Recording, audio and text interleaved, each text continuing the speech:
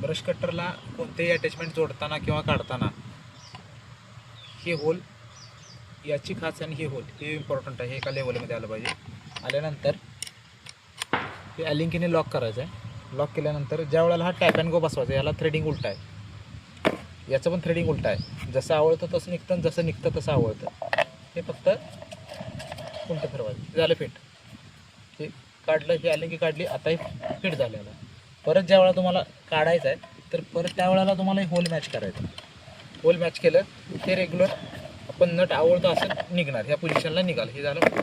त्याच्यानंतर ही ब्लेड जोडायचं 80 दाताचं, हे कटिंगचं ब्लेड आहे. हे जोडताना हा जो शिक्का आहे हा आतल्या बाजूला करायचा. याची जी गोल याची खाच आहे, या खाचेत हे बसलं पाहिजे. त्यानंतर ही ब्लेड, त्याच्यानंतर हा एक जाड वायसर येतो, याची खोलगट बाजू आत करायची. त्याच्यानंतर ही गोल बाऊल आहे आणि ह्या क्लॉक नट आपण रेग्युलर उलटा नट आहे, त्या प्लग पानानं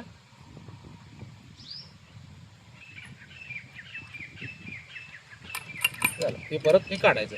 हे झालं फिट.